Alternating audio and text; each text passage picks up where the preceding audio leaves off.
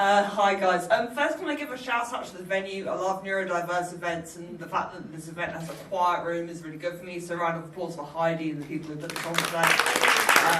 Really good.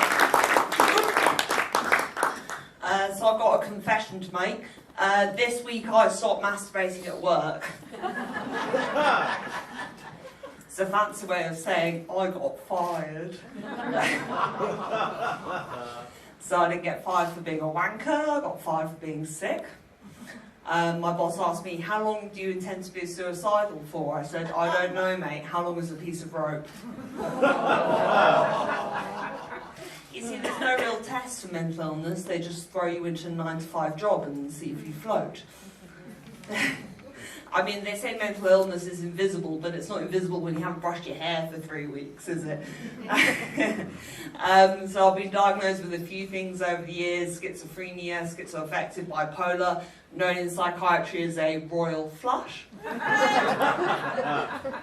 I have my primary diagnosis is bipolar 2, which is shit, like most sequels. So I'm on quite a lot of different drugs. I like to call these Jojo 7 different secret herbs and spices. I actually did the maths and I figured that in about 40 years I would have taken enough lithium to power a small electric car. I got prescribed some new mood stabilizers the other day. They're strawberry flavoured, perfect for trick-or-treaters. I went to my psychiatrist the other day. He said, Joe, your lifestyle is unsustainable. I said, that's bullshit. I've used my Keep Cup like 3 times this week. He just says I display all or nothing thinking. I think he is the biggest cunt ever. He actually told me to smoke weed every day, presumably based off research by Dr. Dre in 2001. So I have coping mechanisms for my mental illness. Sometimes when I'm really stressed out, I will listen to the sound of Arctic winds, which sounds very relaxing until you think how many people have laid dying on the frozen tundra listening to that noise. I like deep breathing because it lets everybody else around you know that you're stressed. Now, I've been working out recently. I like to work out when I'm suicidal, so what doesn't kill me literally makes me stronger.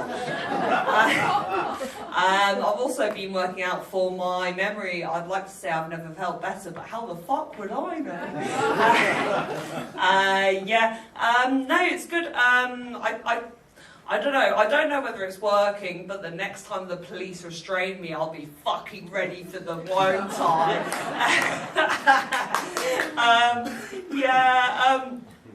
So I think it's working. I mean, the other day in the morning I wanted to hang myself, and then in the afternoon I worked out, and then in the evening I couldn't climb a chair.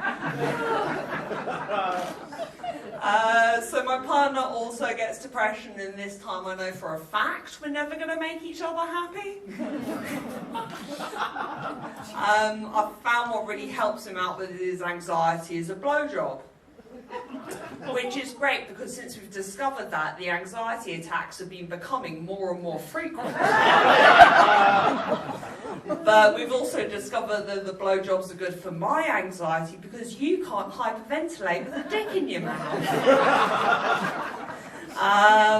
So I've noticed online recently people fetishizing different things, like people fetishizing aspects of the mind, like girls with daddy issues and toxic boys. But if I said I wanted to fuck a guy in a wheelchair, I'm a pervert. It's like, if you think about it, it's the same thing. I just want someone who can't stand up for themselves.